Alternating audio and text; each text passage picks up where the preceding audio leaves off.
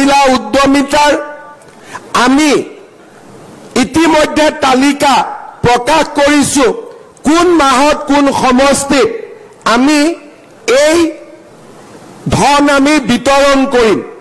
30 জুনৰ আগতে কোনোবা যদি পাবলগীয়া মহিলাৰ নাম এই আঁচনিৰ পৰা বাদ পৰিছে বিধায়কসকলৰ জৰিয়তে এই নামো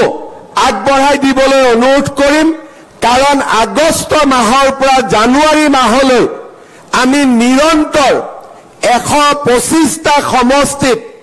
এই আঁচনিৰ ধন বিতৰণ কৰিম 30 জুনৰ পিছত তাক আৰু আমি ঠিক কৰাৰ বাবে সুবিধা নাথাকিব CM ট্ৰিপলে মুখ্যমন্ত্ৰীৰ আত্মনিৰ্ভৰ অভিযানৰো হিতাধিকাৰী নিৰ্মাণৰ কাম বা যোগ্য যুৱকৰ নাম 30 জুনৰ ভিতৰত শেষ কৰিবৰ বাবে মই আমাৰ বিধায়ক আৰু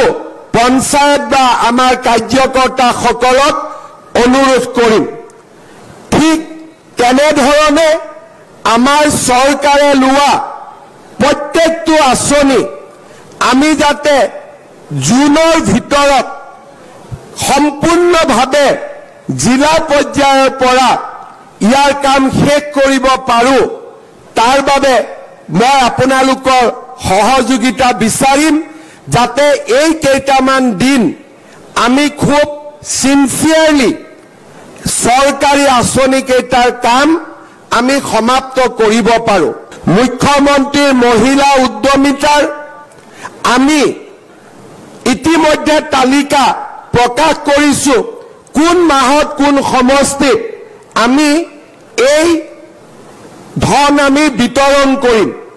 30 জুনৰ আগতে কোনোবা যদি পাবলগীয়া মহিলাৰ নাম এই আঁচনিৰ পৰা বাদ পৰিছে বিধায়কসকলৰ জৰিয়তে এই নামো আগবঢ়াই দিবলৈ অনুৰোধ কৰিম কাৰণ আগষ্ট মাহৰ পৰা জানুৱাৰী মাহলৈ আমি নিৰন্তৰ 125টা সমষ্টিত এই আঁচনিৰ ধন বিতৰণ কৰিম 30 জুনৰ পিছত তাক আৰু আমি ঠিক কৰাৰ বাবে সুবিধা নাথাকিব CM ট্ৰিপলে মুখ্যমন্ত্ৰীৰ আত্মনিৰ্ভৰ অভিযানৰো হিতাধিকাৰী নিৰ্মাণৰ কাম বা যোগ্য যুৱকৰ নাম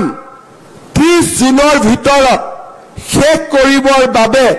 মই আমাৰ বিধায়ক আৰু পঞ্চায়ত বা আমাৰ কাৰ্যকৰ্তাসকলক